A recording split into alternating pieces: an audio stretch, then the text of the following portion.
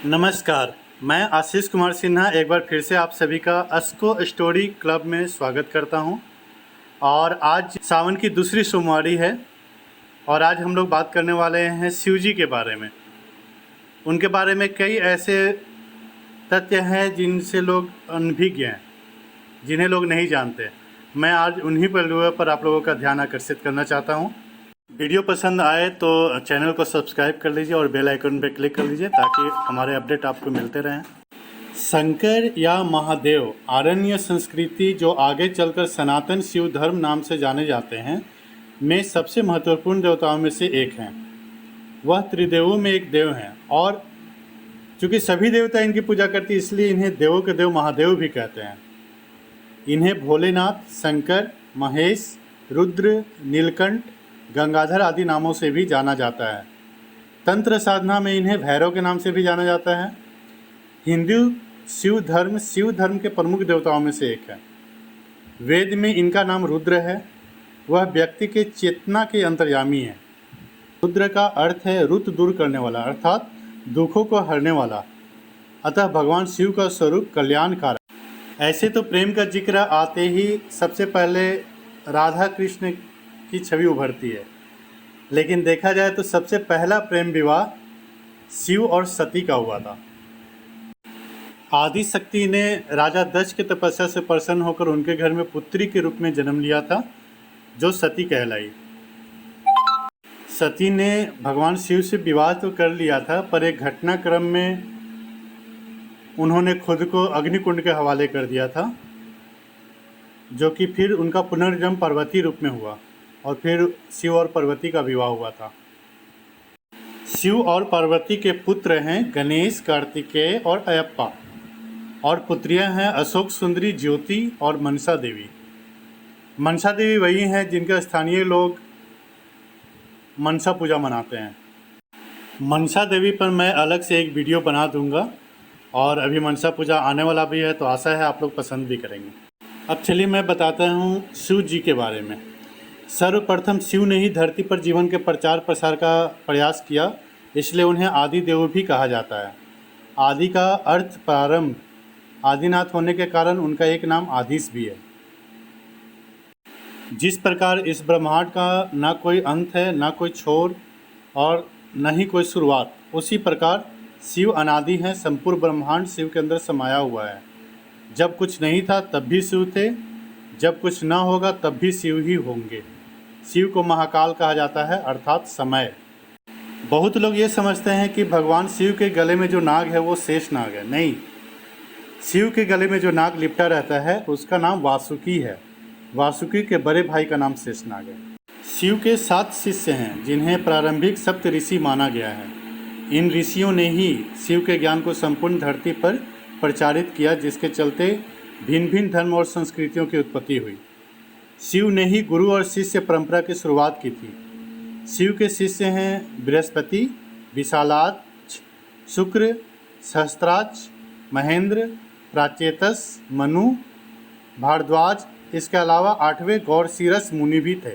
भगवान शिव को देवों के साथ असुर, दानव, राक्षस, पिशाच, गंधर्व, यक्ष आदि सभी पूजते हैं। वे रावण को भी वरदान देते हैं और राम को भी। उन्होंने भस्मासुर, शुक्राचार्य आदि कई असुरों को वरदान दिया था।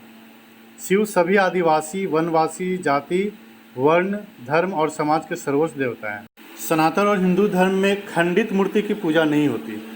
सिर्फ शिवलिंग ही एक ऐसा है जो टूटी फूटी शिवलिंग की भी पूजा का उतना ही महत्व है और लोग उसकी भी पूजा कर सकते हैं। श्रीलंका में रतन द्वीप पहाड़ की चोटी पर स्थित श्रीपद नामक मंदिर में शिव के पैरों के निशान हैं। ये पद्म चिन्ह 5 फुट 7 इंच लंबे और 2 फुट 6 इंच चौड़े हैं। इस स्थान को शिवानोली पदम कहते हैं। कुछ लोग इसे आदम पिक कहते हैं। असम के तेजपुर में ब्रह्मपुत्र नदी के पास स्थित रुद्रपद मंदिर में शिव के दाएं पैर का निशान है। उत्तराखंड के अल्मोड़ा से 36 किलोमीटर दूर जागेश्वर मंदिर की पहाड़ी से लगभग 4.5 किलोमीटर दूर जंगल में भीम के पास शिव के पद्म चिन्ह हैं। पांडवों को दर्शन देने से बचने के लिए उन्होंने अपना एक पैर यहाँ और दूसरा कैलाश में रखा था। झारखंड के रांची रेलवे स्टेशन से 7 किलोमीटर की दूरी पर रांची हिल पर शिव जी के पैरों के निशान हैं। इसी स्थान को पहाड़ी बाबा मंदिर कहा जाता है या पहाड़ी मंदिर कहते हैं लोग। समाज में एक परिवार का निर्माण कैसे होता है और परिवार के लोग भिन्नताओं के साथ भी किस तरह से निर्वहन करते हैं, उसका उदाहरण शिव जी के परिवार से लिया जा सकता है। शिवपुत्र कार्तिकेय का वाहन मयूर है, जबकि शिव के गले में बासुकी नाग है। स्वभाव से मयूर और नाग आपस में दुश्मन हैं। इधर गणपति का वाहन चूहा है, जबकि सांप मूषकभक्षी जीव है। पार्वती का वाहन शेर है, लेकिन शिव जी का वाहन तो नंदी बैल है। इस विरोधाभास या वैचारिक भिन्नता के बावजूद परिवार में एकता है और ऐसे ही परिवार होते हैं। भिन्नताओं के साथ भी एकत्र रहते हैं, इकट्ठा रहते हैं, एक साथ रहते हैं।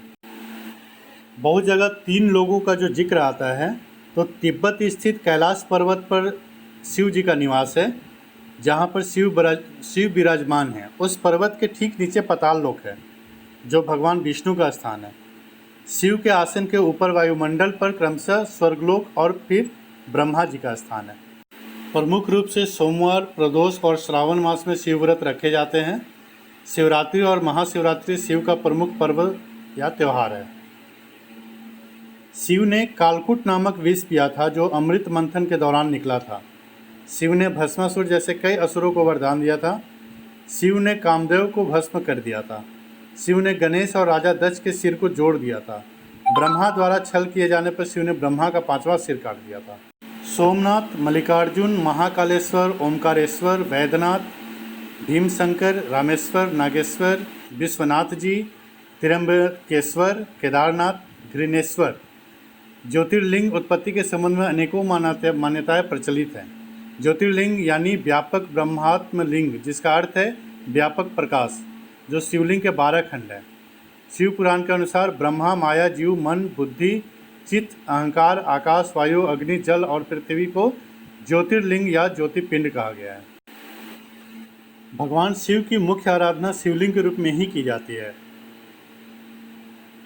देवी देवताओं की खंडित मूर्ति की कभी पूजा नहीं की जाती, उन्हें विसर्जित कर दिया जाता है। लेकिन शिवलिंग कितना भी टूटा हो, खंडित हो, फिर भी शिवलिंग की पूजा की जाती है। इसलिए भोलेनाथ का हर शिवलिंग उनके निराकार रूप को दर्शाता है। शिवलिंग पर बेलपत्र तो लगभग सभी चढ़ाते हैं। सभी जानते हैं बेलपत्र के बिना भगवान शिव की पूजा पूर्ण नहीं होती। लेकिन इसके लिए भी एक खास सावधानी बरतनी पड़ती है कि बिना जल के बेलपत्र नहीं चढ़ाया जा सकता। बेलपत्र हमेशा जल के साथ ही चढ़ाना चाहिए। शिवलिंग की पूजा में शंख का प्रयोग नहीं होता और न ही शिवलिंग पर कभी भी शंख से जल चढ़ाया जाता है, क्योंकि भगवान शिव ने अपने त्रिशूल से शंखचूर को भस्म कर दिया था और शंखचूर की हड्डियों से ही शंख बना था। हिंदू धर्म में गंगा नदी को सबसे पवित्र माना गया है। गंगा नदी शिव जी के जटाओं से बहती है, परंतु ऐसा क्यों है? देवी गंगा को जब धरती पर उतारने का विचार आया तो एक समस्या उत्पन्न हो गई। माँ गंगा का वेग इतना अधिक था जिसे भारी विनाश हो सकता था। तब सभी देवी देवताओं ने भगवान शिव को मनाया कि वे पहले गंगा को अपनी जटाओं में बांध लें, फिर अलग अलग दिशाओं से धीरे धीरे उन्हें धरती पर उतारें। इसी कारण से माँ गंगा शिव की जटाओं में रहती है। शिव जी को गंगा को धारण करना यह दर्शाता है कि शिव न केवल संहार करते हैं, अपितु पृथ्वी का कल्याण भी करते हैं। भगवान शिव की जटाओं में रहने का वरदान चंद्रमा को मिला हुआ है, जिसके बारे में कहा जाता है महाराजा दक्ष ने चंद्रमा को श्राप दिया था और इस श्राप से बचने के लिए चंद्रमा ने भगवान शिव की आराधना की, जिसे भगवान शिव काफ़ी प्रसन्न हुए और उन्होंने चंद्रमा के प्राणों की रक्षा की। साथ ही चंद्रमा को अपने सिर पर धारण कर लिया। इसके अलावा सिर पर विराजित अर्धचंद्र भगवान शिव के मन को शांत रखते हैं। भगवान शिव के 2 मुख्य अस्त्र हैं, एक धनुष और दूसरा त्रिशूल। त्रिशूल के 3 शूल 3 गुणों का प्रतिनिधित्व करते हैं, सत्वगुण, रजगुण और तमगुण। इन तीनों गुणों से सामंजस्य रहे, इसी कारण इन्हें भगवान शिव ने त्रिशूल में धारण कर रखा है। भगवान शिव का धनुष, राम जी ने जो सीता जी को स्वयंवर में जब वो धनुष तोड़ा था तो वो शिव का ही धनुष था। शिव नृत्य के दौरान अपनी आध्यात्मिक ऊर्जा को प्रसारित करने के लिए डमरू का उपयोग करते हैं। ऐसे ही ब्रह्मांड में संगीत का प्रसार करने के लिए महादेव ने नृत्य करते हुए 14 बार डमरू बजाया था, जिसे माहेश्वर सूत्र यानी संस्कृत व्याकरण का आधार प्रकट हुआ था। और इस ध्वनि से संगीत के छंद, ताल आदि का जन्म हुआ था। भगवान शिव के डमरू से ही ओम की आध्यात्मिक ध्वनि पैदा हुई, जो सभी जीवित वस्तुओं में मौजूद है और ब्रह्मांडीय ऊर्जा का एक स्रोत है। भगवान शिव से जुड़ी प्रत्येक बात संपूर्ण मानव जाति के लिए एक ज्ञान का संदेश है। उनके शरीर पर भस्म लगाने के पीछे भी एक गहरा अर्थ है, जो हर एक मनुष्य को जानना चाहिए। इसका अर्थ है कि जब मानव जीवन समाप्त हो जाता है और देह नष्ट हो जाती है, तो अंत में केवल राख ही तो रह जाती है। यह भस्म ही जीवन का सत्य है।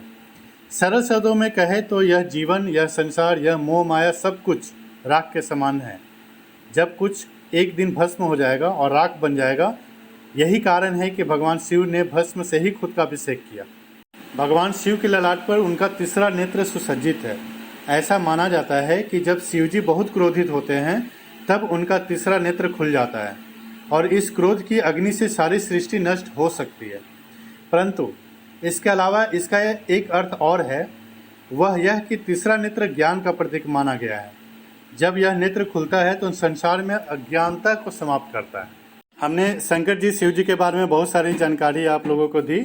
आशा है ये वीडियो आप लोगों को बहुत पसंद आया होगा और हमारे चैनल को सब्सक्राइब कर लें, बेल आइकन पर क्लिक कर लें ताकि हमारे अपडेट्स आपको मिलते रहें। धन्यवाद।